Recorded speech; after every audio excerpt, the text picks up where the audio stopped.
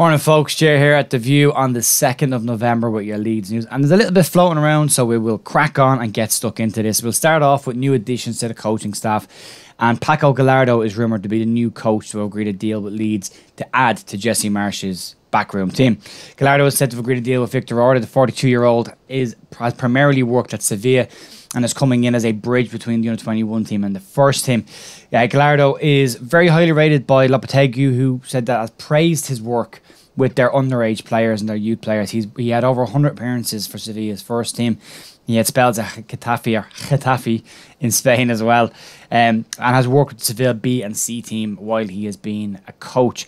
So he's looking to come in. Should be done this week. That's news has been broken by James Marshman yesterday, and looks to be confirmed pretty much widely across the board as a new coach. Leeds are apparently rumoured to be bringing in a set piece coach as well, which would be great because we seem to spend a lot of time on set pieces and yet we can't score from them, except for Rodrigo early in the season, obviously. So yeah, interesting one for that. Other additions that Leeds are looking to make: Martin Terrier. I'm delighted to see this man's name pop up again. Big fan of this kid. 25-year-old is being linked with Leeds again, along with a host of other Premier League clubs. Arsenal, Man United, Newcastle, Villa, Leicester and Wolves are all said to be keeping an eye on him, and I've had scouts watching him playing. Great season last year, Martin Terrier, 21 goals to his name. This year he's on 11 goals, another really strong start, and has been playing more in a wide area this season. There, obviously, Ren brought in Callum Wendu as well, who Leeds have been linked with in the summer.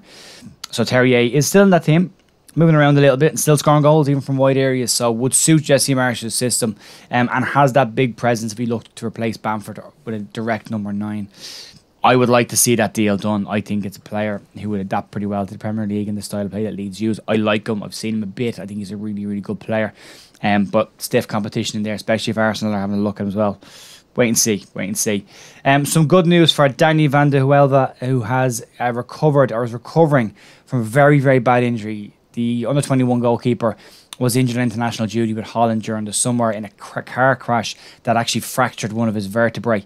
He's been going through recovery, but he's back on the pitch as of yesterday, and good news for Danny.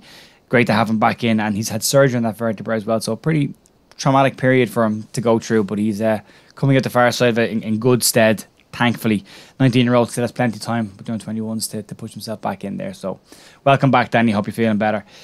Some bad news for ex-Leeds players. Raphinha is just having the worst time of it in Barcelona. We said a couple of weeks ago that he was labelled by the German media after a Champions League game as the worst player on the pitch, and that they were surprised that Xavi hadn't removed him from the pitch earlier than he did in the game. Well, he's continued that. He's only made 15 appearances for Barcelona this season, primarily as a substitute. He was labelled as the worst player on the pitch by German media, but he has now been labelled by the Spanish media and the AS publication. They said that he may do great things in training, but he is giving Barcelona absolutely nothing on the pitch. They were quoted absolutely nothing. He's having a tough time. He's had 1 assist so far this season.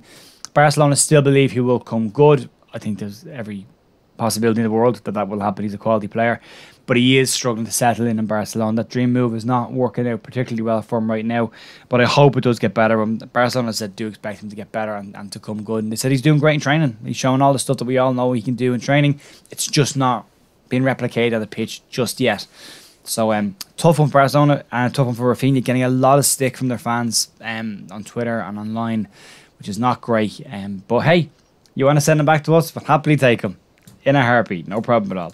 Let's move on to the 21s from last night, and a disappointing performance against Crewe in the Papa John's Trophy has seen Leeds drop out of the competition when they had a fantastic opportunity to get a run in this competition to qualify for the next round. Leeds needed a 3-point win, so a win in general, or the 2-point win from a penalty shootout victory, and they didn't get any. A pretty poor performance by a lot of the players that we've been talking this year about, like Sonny Perkins, struggled last night. Didn't see an awful lot of it. 2 chances to score, missed both of them.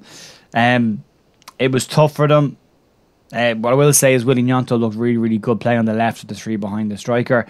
Darko JB had a really, really good game. His passing is excellent. But Leeds just didn't seem to be on the same wavelength as each other. Passes were being sloppy. There was pressing in areas, but not necessarily as a group. Mateo Joseph didn't see any of the ball pretty much for most of the game. So not a great one. They drew 0-0 and then lost, and possibly one of the worst penalty shootouts you'll ever see. Junior Firpo played in that game as well, and just to be very honest, he was just average. average of a player playing at that level. Didn't look out of place playing League Two football. Unfortunately, that's the honest answer. What I will say is young Snowden, who came on the second half, looks like a lightning rod. He looked really, really good. He was very creative, very busy, gave them something new, but not enough for him, unfortunately. Missed every penalty bar one. Matthias Klick did start that game as well, and Darko JB in the middle of the park. They were excellent together, but JB's he's getting better and better and better and better. I still don't think he's ready for the first team yet, but he won't be far away from it soon.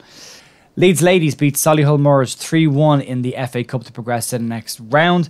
Rick Passmore was very, very happy with the performance. A lot of goals coming from this team, and a smashing 3-1 win. Goals by Abby Brown, Olivia Smart and Sarah Danby, giving Leeds a 3-1 win as they move into the next round of the Women's FA Cup. So well done to the Leeds Ladies as well. You can get highlights of that on the leedsunited.com page as well if you want to have a look at that. And you should. I would also recommend checking out their game before that, where they scored 5 goals and they scored some absolute beauts. A in the air back heel at the back post from a corner, which was smash and finish. So yeah, you can go check them out as well if you want to. And that's pretty much it for the news. Thanks everyone for stopping by. If you like the channel, you can do the whole likey thing and subscribing if you want to. You don't have to. You can if you want. That's it. I'll see you back here tomorrow with some more news. Bye.